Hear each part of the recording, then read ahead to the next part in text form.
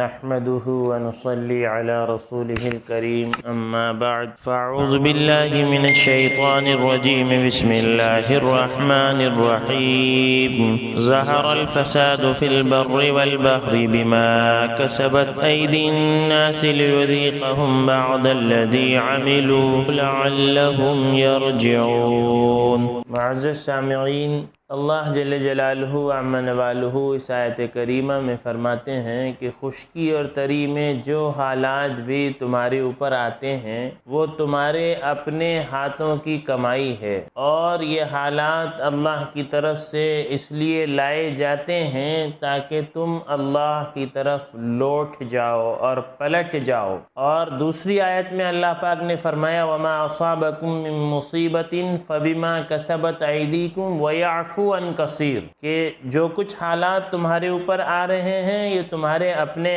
ہاتھوں کی کمائی ہے، اور اللہ پاک جو ہے بہت ساروں کو تو معاف ہی کر دیتے ہیں، اس پر اللہ پاک کوئی پکڑ نہیں فرماتے. تو ہم پر جو حالات، جو آفت، جو مصیبت، جو بلائیں آتی ہیں اس میں ہمارے اپنے اعمال کا دخل ہے. اللہ کے نبی صلی اللہ علیہ وسلم جب معراج پر تشریف لے گئے تو آپ نے دیکھا کہ کچھ چیزیں اوپر جا رہی ہیں اور کچھ چیزیں نیچے آ رہی ہیں، اور جبرائیل علیہ السلام سے پوچھا تو جبرائیل علیہ السلام نے بتایا کہ یہ آپ کی امت کے اعمال ہیں، کہ جیسے اعمال اوپر جاتے ہیں ویسے اللہ کی طرف سے فیصلے آتے ہیں. تو یہ زلزلوں کا آنا سائنٹیفک طور پر سائنس کچھ کہتی ہو، وہ یہ کہتی ہے کہ بھائی ٹیکٹونک پلیٹس ہوتی ہیں زمین کے نیچے، بڑی بھاری بھرکم وہ پلیٹس جو ہے موو کرتی رہتی ہیں، ہلتی رہتی ہیں، جب وہ اسٹک ہو جاتی ہیں، پھنس جاتی ہیں تو اس میں ایک اسٹریس، تناؤ پیدا ہوتا ہے، اور جب یہ اسٹریس فرکشن سے اور تیز ہو جاتا ہے تو اس سے کچھ انرجی ریلیز ہوتی ہے، اور یہ لہروں کی شکل میں ارض کو، زمین کو آ کر ہلا کر رکھ دیتی ہے. اس کو زلزلہ کہتے ہیں. تو یہ تو سائنس کہتی ہے کہ زلزلہ کیا ہے، لیکن کسی پرٹیکولر جگہ پر زلزلہ کیوں آتا ہے، وہ پلیٹ کیوں پھنس جاتی ہیں، اور وہ پلیٹ مستقل کیوں نہیں ہلتی، یہ سب اللہ کے علم میں ہے. اللہ ہی بہتر جانتے ہیں. کوئی چیز بھی اللہ کے حکم کے بغیر نہیں ہوتی. یہاں تک کہ درخت کا پتا ہلتا ہے وہ بھی اللہ کے حکم کے بغیر نہیں ہلتا، اور اس کا بھی اللہ کو پورا علم ہے. اس لیے سائنٹیفک ریزن جو کچھ بھی ہو زلزلوں کے آنے کے اور مصیبتوں کے آنے کے، کہ یہ سب کیوں ہوتا ہے، کیوں آتا ہے، اس لیے کہ سائنس کے لیبل پر ہر چیز کو پرکھا نہیں جا سکتا. بہت ساری چیزیں ایسی ہیں جہاں تک سائنس کی پہنچ ہی نہیں ہے. جنت کیا ہے، جہنم کیا ہے، میدان محشر کیا ہے، مرنے کے بعد کی زندگی کیا ہے، یہاں تک سائنس کی پہنچ ہی نہیں ہے. تو ایک تو سائنٹیفک ریزن ہے کہ زلزلے کیوں آتے ہیں، اور ایک ریزن اللہ کے نبی صلی اللہ علیہ وسلم نے فرمایا کہ انتظار کرو سرخ آندھیوں کا اور زمین میں دھس جانے کا اور زلزلوں کے آنے کا اور صورتوں کے مسخ ہو جانے کا، بدل جانے کا، اور پہ در پہ اللہ کی طرف سے یہ سب حالات آنے کا. اس طرح جیسے کہ کوئی ہار ٹوٹے اور اس میں سے موتی جو ہے پہ در پہ گرتے ہیں، اس طرح آفتوں کے اور مصیبتوں کے آنے کا انتظار کرو. اگر یہ چیزیں تمہارے اندر پیدا ہو جائیں تو کیا سبب بتایا نبی رحمت صلی اللہ علیہ وسلم نے ان آفتوں کا اور مصیبتوں کے آنے کا؟ فرمایا جب زکوٰۃ کو تاوان سمجھا جانے لگے، اور جب سرکاری مال کو ذاتی سمجھا جانے لگے، اور جب بندہ اپنی بیوی کی اطاعت کرے اور ماں کی نافرمانی کرے، اور جب لڑکا اپنے دوستوں کی بات کو سنے اور دوستوں کے ساتھ رہے اور باپ کی نہ سنے اور باپ کی نہ مانے، اور جب دین کا علم شہرت حاصل کرنے کے لیے حاصل کیا جائے، اور جب ریشم کا لباس مردوں میں عام ہو جائے، اور جب ملک کا سربراہ قوم کا ذلیل ترین آدمی ہو، اور جب قبیلے کا سردار فاسق اور فاجر حاضر ہو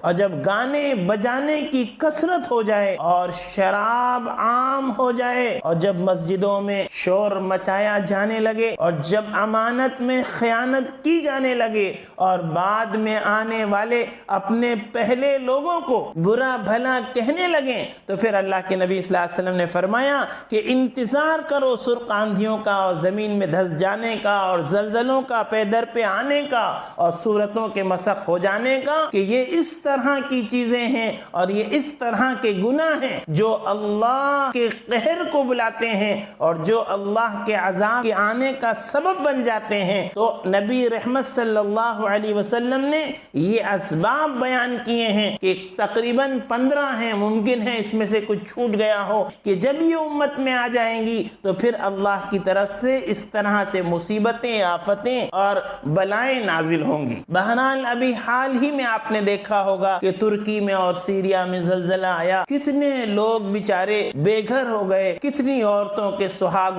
اجڑ گئے اور کتنے بچے یتیم ہو گئے اور کیسے بے سر و سامان کے ساتھ وہ لوگ ہیں۔ لیکن ہم یہ نہیں کہہ سکتے کہ ان کے اوپر جو حالات آئے ہیں وہ عذاب ہیں یا اللہ کی آزمائش ہیں یا اللہ کی طرف سے رحمت ہیں، اس لیے کہ ہم کوئی نبی نہیں ہیں، ہم کچھ یہ نہیں کہہ سکتے کہ یہ سب کیوں آئے ہیں۔ اللہ کی منشا کو اللہ ہی بہتر جانتے ہیں۔ ایسا نہیں ہے کہ حالات جو ہیں وہ صرف گناہگاروں پر عذاب اور آفتیں اور بلائیں صرف گناہگاروں پر آئیں گی اور نیکوکاروں پر اور دیندار لوگوں پر نہیں آئیں گی۔ اس لیے کسی نے پوچھا اگر دنیا میں کوئی آفت اور بلا نازل ہو اور وہاں پر دیندار لوگ بھی موجود ہوں تو کیا وہ بھی اس سے متاثر ہوں گے؟ فرمایا دنیا میں تو سب متاثر ہوں گے لیکن آخرت میں الگ کر دیے جائیں گے اور اعلان ہوگا وَامْتَازُوا الْيَوْمَ أَيُّهَا الْمُجْرِمُونَ، اے مجرموں آج تم نیکوکاروں سے الگ ہو جاؤ۔ تو بہرحال دنیا میں تو ہر ایک اس سے متاثر ہوگا۔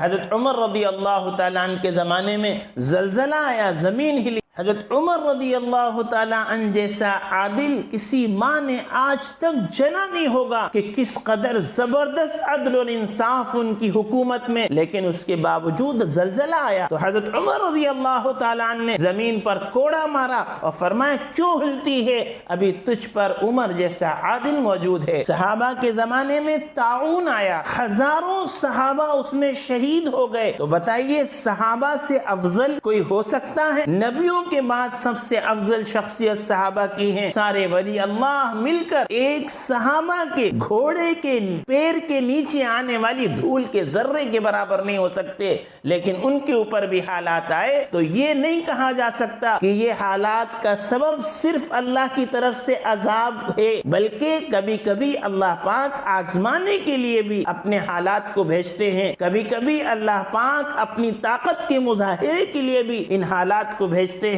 کبھی کبھی اللہ پاک یہ حالات اس لیے بھیجتے ہیں تاکہ بعد الذی عملوا لعلہم یرجعون، کہ لوگ اپنے اللہ کی طرف لوٹ جائیں، پلٹ جائیں اور اللہ سے صلح کر لیں اور اپنی زندگی کے جینے کی راہ کو سیدھا کر لیں۔ اس لیے کہ مومن ایمان والا اس کو تو اگر ایک کانٹا بھی چبھے تو اللہ پاک اس پر بھی اس کو اجر عطا فرماتے ہیں۔ تو بہرحال یہ حالات کے بارے میں اپنی طرف سے جو ہے بدگمانی کرنا اور اپنی طرف سے اپنی زبان کو دراز کر کے کچھ بھی بولتے رہنا یہ بالکل مناسب نہیں ہے۔ اللہ ہی بہتر جانتے ہیں کہ یہ آنے والے حالات اللہ کی طرف سے عذاب ہیں یا آزمائش ہیں۔ اتنی بات ضرور ہے اگر ان حالات کے بعد ہم اللہ کی طرف رجوع ہوتے ہیں، توبہ کرتے ہیں، زندگی کے رخ کو سیدھا کرتے ہیں اور صبر کا مظاہرہ کرتے ہیں اور اللہ کے آنے والے حالات پر راضی اور خوش رہتے ہیں تو پھر یہ حالات ہمارے لیے رحمت ہیں، یہ حالات ہمارے لیے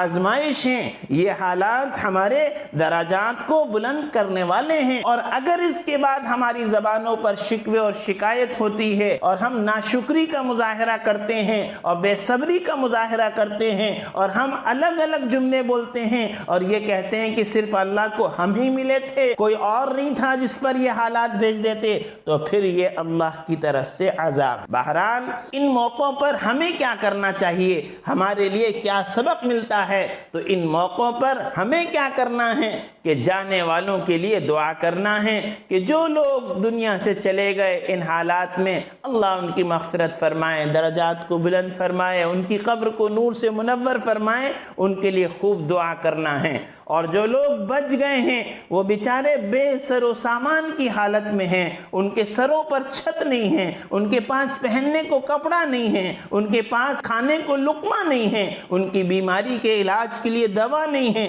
وہ بے سر و سامان ہیں، فلک بوس عمارتیں زمین دوز ہو گئی ہیں۔ تو پھر ایسے لوگوں کے لیے جو کچھ ممکنہ مدد ہم سے ہو سکتی ہے اس میں حصہ لینا چاہیے بڑھ چڑھ کر، اور ان کی مدد کرنا چاہیے، اور پھر اللہ کی طرف رجوع کرنا چاہیے، پلٹنا چاہیے، اللہ سے صلح کرنا چاہیے۔ غرور، تکبر، گھمنڈ، اترانا، اکڑنا، یہ سب چھوڑ دینا چاہیے۔ اللہ پاک کی طاقت کو، اللہ کی قدرت کو تسلیم کرنا چاہیے کہ دیکھو تم اللہ کی طاقت کا کیا مقابلہ کرو گے؟ اللہ کی ایک مخلوق ہے زمین، اگر اللہ چند سیکنڈوں کے لیے اس کو ہلا دیں تو تم بے بس اور بے کس ہو جاتے ہو، فلک بوس عمارتیں زمین دوز ہو جاتی ہیں، اور رات کا کروڑ پتی صبح ہونے تک نوانے کا محتاج ہو جاتا ہے، زکوٰۃ دینے والا زکوٰۃ لینے والا بن جاتا ہے۔ اس لیے اپنی کسی چیز پر غرور، اکڑ، تکبر، گھمنڈ، اترانا نہیں ہے، بلکہ ہر حال میں اپنے اللہ کو راضی کرنا ہے، اللہ کی طرف متوجہ ہونا ہے، اللہ کو منانا ہے، اللہ سے معافی مانگنا ہے،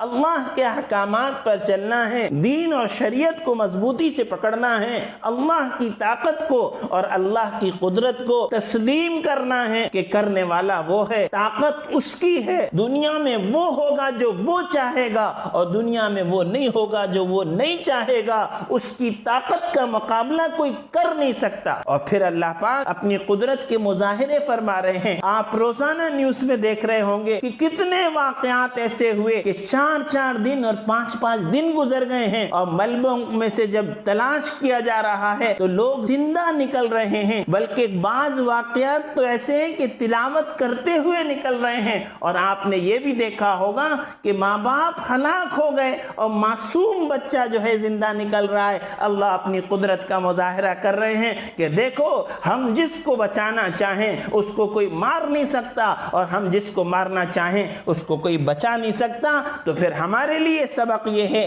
کہ ہم اپنی زبانوں کو لگام دیں اور ہر کچھ کہنے سے احتیاط کریں۔ یہ اللہ کا عذاب ہے یا اللہ کی آزمائش ہے، یہ اللہ ہی بہتر جانتے ہیں۔ ہمیں جو ہے جانے والوں کے لیے دعا کرنا ہے، جو بچ گئے ہیں ان کی مدد کرنا ہے، اور اپنے آپ کو اللہ کی طرف رجوع کر لینا ہے، اور اپنے دلوں کو ہر مومن کی طرف سے صاف کر لینا ہے۔ کہیں ایسا نہ ہو کہ ہم رات کو لوگوں کی عداوتیں اور بغض اور کینہ اور حسد لے کر سوئیں، اور صبح ایسا نہ ہو کہ ہم اٹھ نہ سکیں اور یہ سب ہمارے سینوں میں ہی دفن ہو جائے۔ اللہ پاک سے دعا ہے اللہ پاک ہم سب کو ان حالات سے سبق حاصل کرنے کی اور اپنی طرف متوجہ ہونے کی توفیق عطا فرمائے، ہم سب کو سچی پکی توبہ کی توفیق عطا فرمائے، اور سیریا اور ترکی والوں پر جو حالات آئے ہیں اللہ ان کی خوب مدد فرمائے، اور اللہ ان کے لیے آسانیوں کے فیصلے فرمائے، اور اللہ ان کی مشکلات کو عافیت کے ساتھ دور فرمائے، اور جو ان واقعات میں اللہ کو پیارے ہو گئے ہیں اللہ ان کی مغفرت فرمائے، درجات کو بلند فرمائے، قبر کو نور سے منور فرمائے، اور جو رہ گئے ہیں اللہ پاک ان کے لیے تمام اسباب مہیا فرمائے۔ وآخر الدعوانا الحمد للہ رب العالمین۔